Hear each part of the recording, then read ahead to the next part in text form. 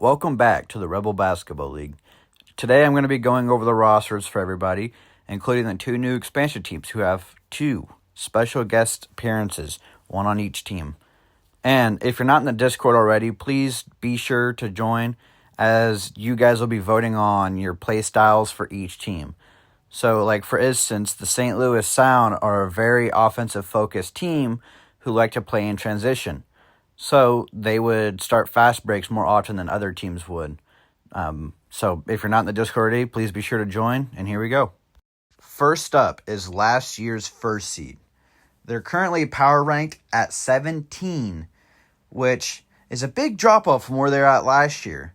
Some of their strengths are athleticism, attacking the rim, and mid-range pull-ups. They're lacking a little defensively, but so are some other teams. As the second seed last year, the Baltimore Glory are still projected to be number 2. The team's identity is defense, defense, defense. This will be a team that will be tough to score on, as everybody, 1 through 5, both on the bench and in the starting lineup, are not bad defenders. Every single one of them can hold their own. Last year's third-seeded Jacksonville Bulldogs are now projected to be around the 18th spot. A very three-point heavily oriented team, except for their two bigs. This team is going to look to get up a lot of shots. Another perimeter-oriented team, last year's 4 seed, Louisville Liberty, is now projected to be at number 6, so just a slight drop-off. Look at this team to also put up a bunch of three-pointers. As last year's 5th seed, the Fort Worth Panthers are now projected to be sitting at 9th. This team is a very high IQ and high playmaking team, so expect them to be getting a lot of perimeter shots wide open. As last year's 6th seed, the Virginia Storm are projected to be 8th. This team is full of two-way players who will play defense and generate great looks on offense. Look at this team to be a sleeper pick for the championship. The former 7th seed is now projected to be 4th.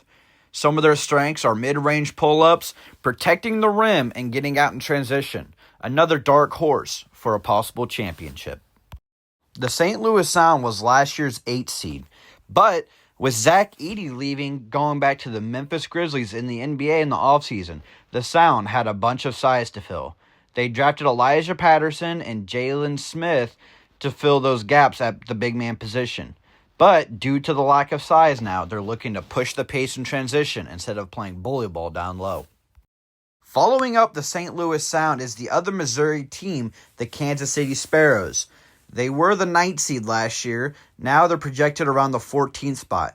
They brought in older players like Gordon Hayward and Al Horford to provide this younger team some veteran mentality. The offensive powerhouse of the New Jersey Knights was the 10th seed last year. Now they're projected at the 16th seed. They're a little lacking defensively like some other teams, but that doesn't matter when you can't stop them either. Last year's 11th seed, Pittsburgh Force, is projected to be at the 3rd seed this year. Very perimeter-oriented, not trying to attack the rim much, but get a lot of catch-and-shoot jumpers from swinging the ball, driving, and kicking. As last year's 12th seed, the Omaha Barrage are ranked 15th this year. Will they be able to handle having a 6'8" center in Usman Garuba? Will he be able to get stops against a league full of giants? Watch this team live out their own David versus Goliath with Usman at the 5.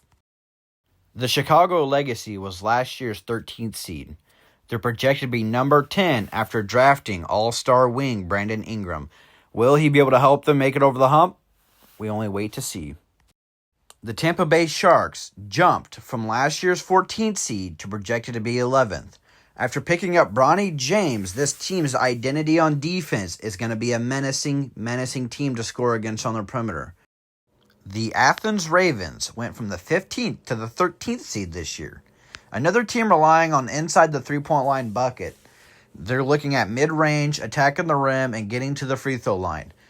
Don't foul this team when they get a full head of steam downhill, or they'll make you pay. The Nashville Stars went from the 16th last year to projected at the 12th this year. Another team focused on getting perimeter buckets. Can you prevent them from creating wide open shots? I don't think so.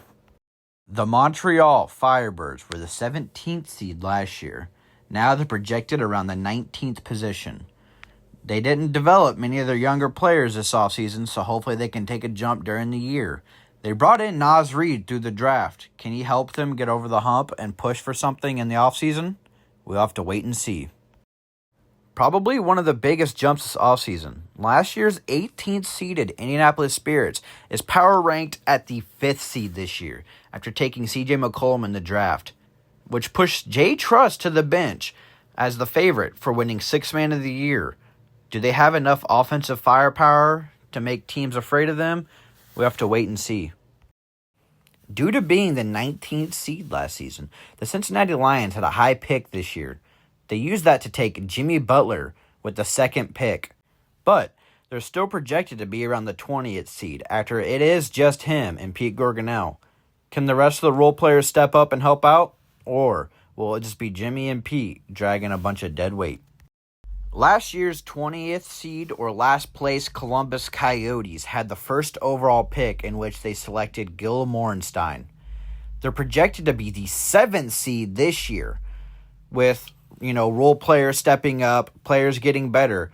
Can they push the hump and go from being a last seed to a contender? We will wait and see. Our first expansion team this year is the Alaska Avalanche, projected to be the 21st seed. They picked up Jamal Jem, Scoop Nicholson, and Quavo the Rapper in free agency. And then through the expansion draft, they acquired J.J. Love and Steven Adams. Their bench is filled out with random NBA role players who wanted a change. And last but not least, the Las Vegas Venom is our other expansion team. As they are projected to be 22nd, they acquired John Lockhart, Nick Samsung, and J. Cole in the free agency, and then picked up Taurean Prince and Christian Wood in the expansion draft. And again, their bench is filled out with random NBA players looking for a change as well.